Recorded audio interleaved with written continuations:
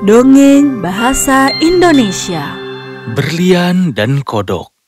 Alkisah, hiduplah seorang nelayan dan istrinya. Mereka memiliki seorang gadis kecil bernama Lina. Nelayan itu akan berangkat ke tepi sungai setiap hari dan kembali hanya dengan segenggam untuk keluarganya. Suatu hari, ketika dia sedang menyiapkan jala ikannya, dia melirik ke sisi di mana dia melihat seorang bayi mengambang di sungai di atas daun raksasa. Oh ya ampun, apa yang dilakukan bayi ini di sini mengambang di sungai? Lebih baik aku membawanya, kalau tidak dia akan tenggelam. Nelayan menggendong bayi itu dengan lembut dan membawanya pulang kepada istrinya. Sayangku, anak ini mengambang di atas daun di air. Aku harus menyelamatkannya dan membawa pulang. Kita sudah memiliki anak perempuan. Bagaimana kita bisa membesarkannya? Gadis kecil itu bernama Fiona. Petani itu mencintainya sama seperti putrinya sendiri. Selama bertahun-tahun, Lina dan Fiona tumbuh menjadi dua gadis cantik. Sementara Lina tumbuh menjadi seperti ibunya, Fiona baik dan peduli sama seperti ayahnya. Nelayan itu sakit keras dan segera meninggal. Fiona merasa sedih. Kau membawa nasib buruk kepada kami. Kau membawa sial. Segera keengganan ibu untuk Fiona tumbuh lebih dan lebih.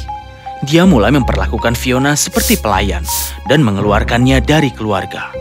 Dia akan membuatnya makan di dapur sendirian dan bekerja terus-menerus. Selain tugas-tugas harian, Fiona harus pergi 2 kali sehari untuk menimba air, lebih dari 1,5 mil jauhnya dari rumah, dan membawa pulang semangkuk penuh.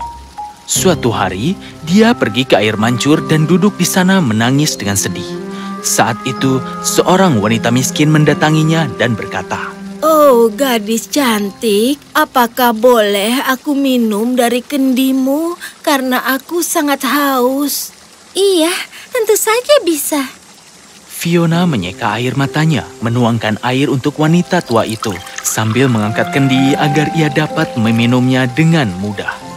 Wanita itu setelah minum berkata, Kau begitu baik dan sopan, sehingga aku akan memberimu hadiah. Setiap kali sesuatu menyentuh hatimu dan keluar dalam bentuk air mata, mereka akan berubah menjadi berlian dan mutiara. Wanita miskin itu sebenarnya adalah peri. Dan segera setelah dia menyilangkan tangannya, dia berubah menjadi peri. Fiona terdiam. Saat Fiona terjatuh dan tidak percaya, peri itu tersenyum dan juga menghilang.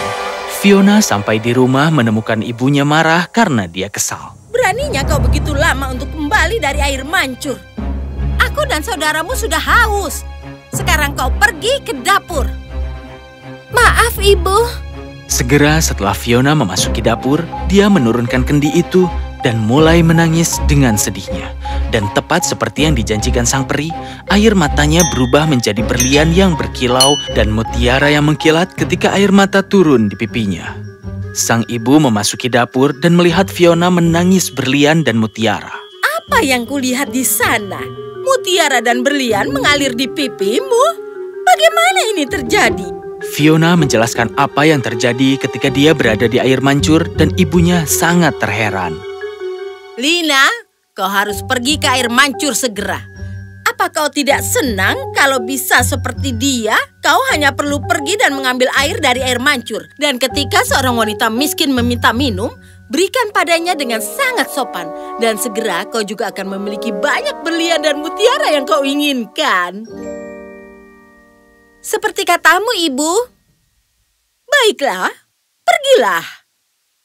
Lina pergi ke air mancur dengan membawa ceret perak terbaik di rumahnya. Ketika dia mengambil air dari air mancur, dia melihat seorang wanita berpakaian bagus keluar dari hutan yang mendatanginya dan meminta minum air. Oh, gadis cantik, bolehkah aku minum dari kendimu? Apakah aku datang ke sini untuk memberimu minum? Kukira kendi perak ini lebih cocok untuk nyonyamu, bukan? Kau hampir tidak sopan. Nah, kalau begitu, karena kau begitu tidak ramah dan kejam, aku mengutukmu setiap kali kau bicara, kau hanya mengeluarkan suara seperti seekor katak. Lina berusaha menghentikannya, tapi suaranya seperti kodok. Menyadari semuanya sudah terlambat, Lina mulai menangis. Dan ketika dia mulai menangis, hanya suara krok-krok keluar darinya. Putriku, suara apa yang kau buat?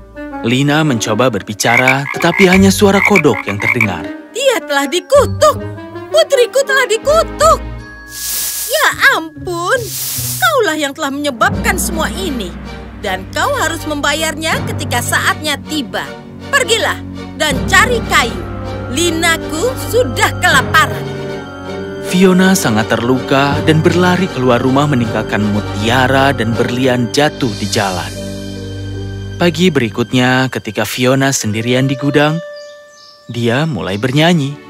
Hari ini hari yang indah, ku harap hari yang indah. Terima kesedihan dan sakitku dan penuhi keinginanku. Saat itu, seorang pangeran lewat dan dia melihatnya dari kejauhan. Nyaris tidak bisa melihat dengan jelas padanya. Pangeran tersenyum, dia terpesona oleh suara cantiknya. Fiona kembali ke rumah, tidak menyadari bahwa pangeran telah melihatnya. Pangeran tidak bisa tinggal tanpa melihat wajahnya. Dia memerintahkan pengawalnya untuk menunggu dan pergi ke rumah Fiona untuk melihatnya. Halo Baginda, apa yang membawamu ke sini? Aku melihat seorang gadis di luar gudang dengan suara yang begitu indah seperti malaikat, sehingga aku jatuh cinta padanya. Siapakah dia? Ya, dia adalah putriku. Aku akan pergi menjemputnya segera. Lina, kenakan pakaian saudara perempuanmu dan pergi keluar. Seorang pangeran ingin menemuimu. Oh, kau memiliki suara yang begitu indah, membuat hatiku terpikat. Dan aku akan melamarmu sebagai calon istriku. Aku akan sangat senang sekali jika kau dapat bernyanyi untukku sekali lagi, agar aku dapat menyimpan esensi suara indahmu dalam cangkang ini, agar ibuku dapat mendengarnya, sehingga dia bisa menyetujui pernikahan ini. Lina dalam semua kegembiraannya mencoba untuk bernyanyi, tapi hanya terdengar suara kodok. Ejekan macam apa ini? Apakah kau menghinaku? Penjaga, ambil wanita ini dan bawa dia segera. Pangeran, maafkan saudariku. Karena dia dikutuk bahwa kapanpun dia ingin bicara, dia akan mengeluarkan suara seperti katak.